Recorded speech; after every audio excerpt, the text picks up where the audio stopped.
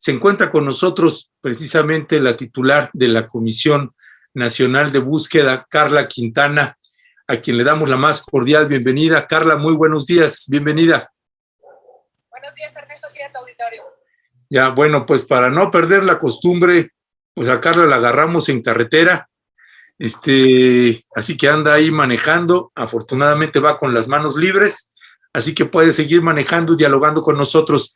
Carla Quintana, hay un artículo muy interesante, pertinente, se publica, un artículo tuyo que se publica en el diario El País. Crisis de desapariciones, una en materia forense, otra en materia de justicia. Hemos hablado sobre este tema, Carla Quintana, en entrevistas que hemos tenido contigo, y he tenido también alguna intervención, Carla Quintana, con el presidente Andrés Manuel López Obrador sobre la aprobación de esta ley orgánica de la Fiscalía General de la República. En fin, finalmente, y más allá de pues toda una cuestión de mediática que luego se pueda estar manejando, sigue habiendo una crisis de desapariciones. Estamos hablando ya de más de 91,000 personas desaparecidas. La cifra es verdaderamente escandalosa. ¿Dónde están, en este recuento que haces, Carla Quintana, en dónde están los avances y dónde están pues las trabas más estructurales? Permíteme hacerte la pregunta de esa manera, las trabas estructurales que no permiten pues que se tengan pues mejores y más amplios resultados en materia de búsqueda e investigación de los casos de desapariciones y desapariciones forzadas. Carla Quintana. Pues mira, yo creo que ¿dónde estamos, Ernesto? Primero hay que destacar que se han dado pasos importantes desde el Sistema Nacional de Búsqueda, desde la Comisión Nacional de Búsqueda, con las familias, ¿no? Y ahí, como poníamos en el artículo, sin triunfalismo, ¿no? Y sometidos directamente al escrutinio de ellas mismas. ¿Dónde estamos? Hemos empezado a construir la institucionalidad de la búsqueda de personas desaparecidas, Ernesto. Tenemos 32 comisiones de búsqueda que todavía tienen que ser fortalecidas. Tenemos protocolos, tanto el homologado como de búsqueda de niños, que se trabajó con las familias. Se aceptó la competencia del Comité contra las Desapariciones de Naciones Unidas. Creamos el mecanismo extraordinario de identificación forense. Podemos decir ahora con mayor claridad que al menos tenemos 91,000 personas reportadas como desaparecidas en el dato oficial. Por supuesto que sabemos que son más. Se está avanzando una visita del Comité de Naciones Unidas, es decir, creo que ha habido avances importantes que no se pueden infravalorar.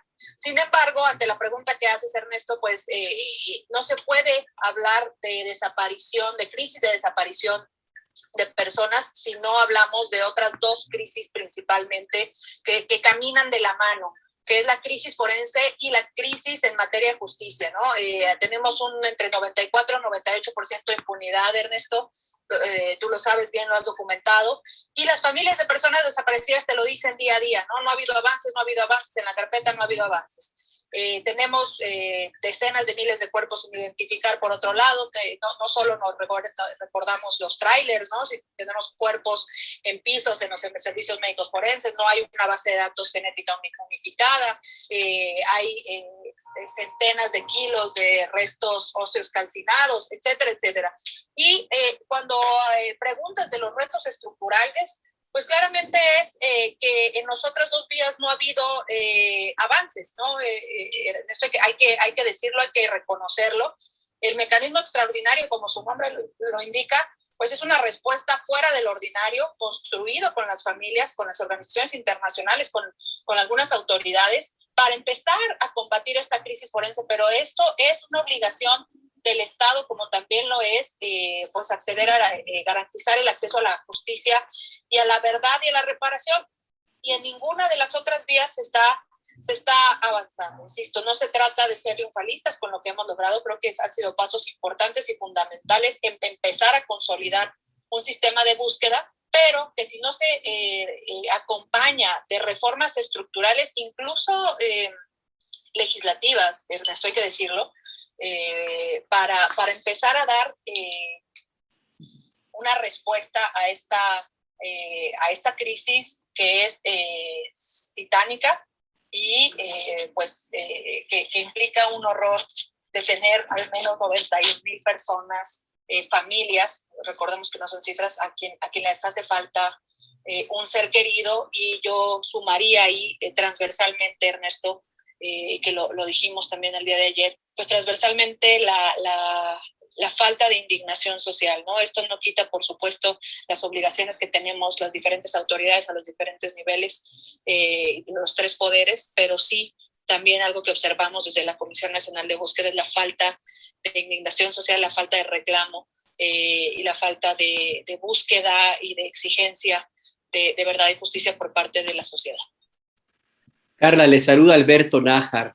En su artículo publicado en El País hace un recuento sobre la situación que se ha enfrentado en los últimos años en materia del trabajo y la responsabilidad de autoridades locales para dar solución a esta crisis humanitaria de la desaparición de personas. Además de recordar que existe una cantidad importante, miles de cuerpos sin identificar, también usted hace una mención sobre la ausencia de colaboración entre fiscalías, por ejemplo, para confrontar datos genéticos que tiene una fiscalía y que no la enseña, no la muestra, no la comparte con otra fiscalía u otra autoridad. Y hay un señalamiento que me gustaría, si pudieras ahondar un poco, cuando señalas, hay que sumar un amparo que sigue sin ser un recurso sencillo y efectivo, y señalas un anquilosado entendimiento del federalismo que en materia de graves violaciones a derechos humanos genera víctimas de primera y segunda y aleja a la justicia y la verdad. Es decir, un entendimiento extraño de lo que implica el pacto federal, que se traduce en violaciones de derechos humanos e impunidad, Carla. ¿Es así? ¿Qué podemos comentar un poco más sobre esto? Sí, sin duda. A ver, creo que es importante empezar por las fiscalías, ¿no? Muchas de las discusiones que tenemos o centralmente están en el sistema de justicia, empezando por la investigación. Entendemos desde un pacto federal que existen competencias estatales y federales, es decir, ciertos delitos son investigados a nivel estatal, solo algunos a nivel federal.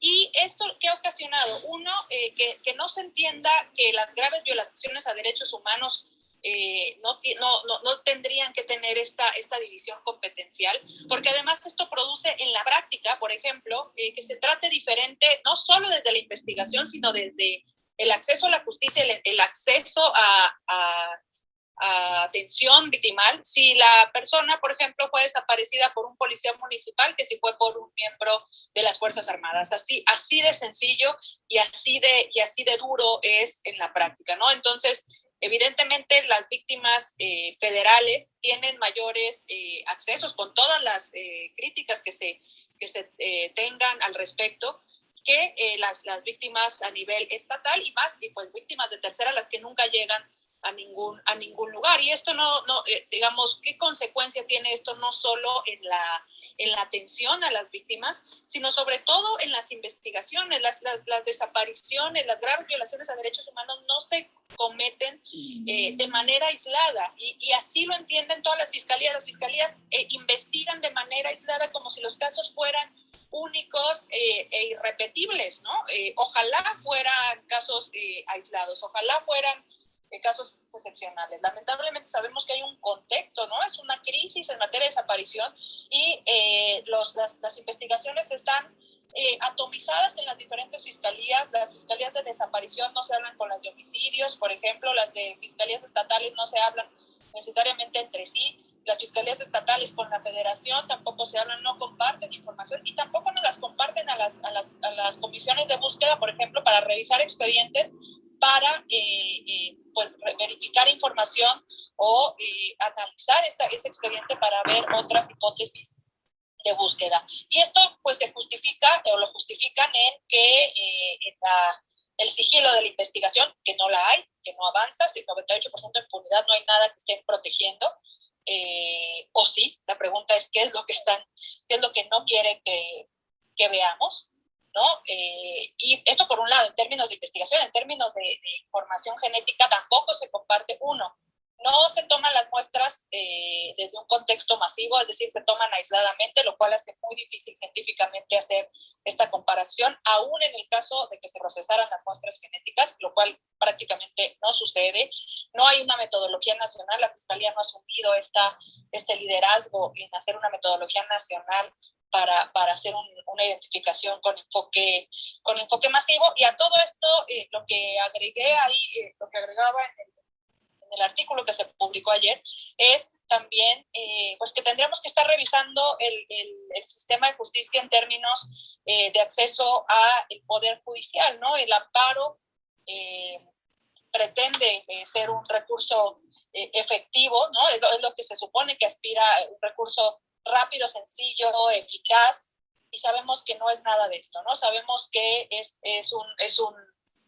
un recurso de difícil acceso, que no todas las personas pueden acceder, a diferencia, por ejemplo, en Colombia con una tutela, y que requiere de un conocimiento muy específico, que lo que hace es que los casos de graves violaciones a derechos humanos rara vez lleguen ante el Poder Judicial, ¿no? Entonces, creo que es importante también repensar cuando me preguntan sobre retos estructurales, que no solo vienen en un lado, no solo es en la búsqueda, no solo es en la investigación, no solo es en el tema forense, sino también incluidos pues el acceso a los tribunales, ¿no? Entonces creo que tendríamos que estarnos preguntando cómo damos respuesta desde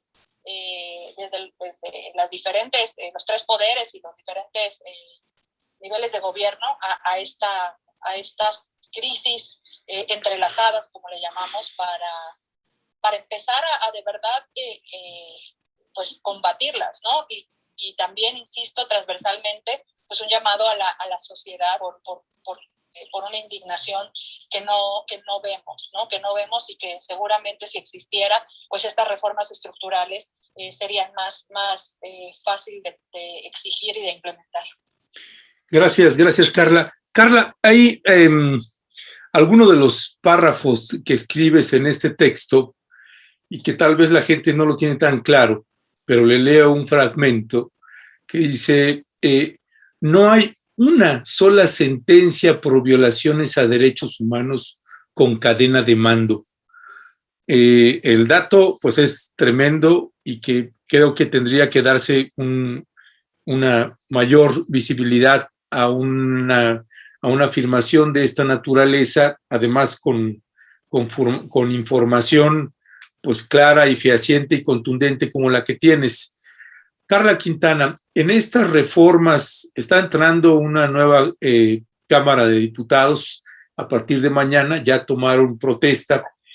No sé si ha habido algún acercamiento por parte del subsecretario Alejandro Encinas y de ustedes y de la Comisión Nacional de Búsqueda, y si hay alguna propuesta de redacción de algunas leyes que tendrían que estarse modificando, que ustedes estén dialogando con el presidente Andrés Manuel López Obrador, porque si bien se aprobó esta ley orgánica, esta nueva ley orgánica de la Fiscalía General de la República, a la que ustedes no compartían, me refiero al subsecretario Alejandro Encinas y a la Comisión Nacional de Búsqueda encabezada por ti, no sé si hay alguna propuesta para que el propio Ejecutivo la envíe a la Cámara de Diputados, a la Cámara de Senadores, que precisamente que apunte hacia esto que ustedes están señalando.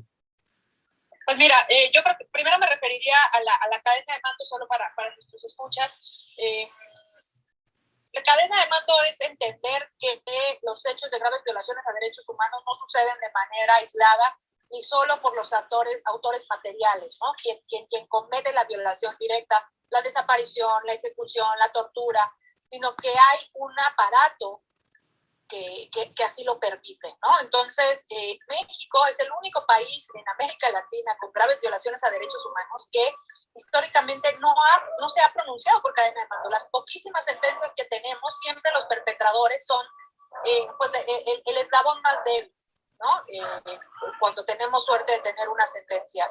Y esto pues implica que no hay un combate estructural a la problemática de graves violaciones a derechos humanos. Ahora, en relación con tu segunda pregunta, Ernesto, estamos trabajando desde la Comisión Nacional en algunas reformas que impactan en materia de desaparición, y desde la Subsecretaría de Derechos Humanos en algunas otras de graves violaciones a derechos humanos, para eventualmente ver cómo se pueden avanzar, ¿no? En este momento se está empezando a trabajar en diferentes vías en materia de una posible reforma a diferentes leyes, pero aquí hay que recordar, sí, como nosotros dijimos, estamos en contra de la ley orgánica, pero no solo es hablar de un artículo 10, ¿no? O la propia ley que es absolutamente es un retroceso, sino pensar en algo integral, ¿no? Porque cambiar un artículo, una ley, un código, pues no va a resolver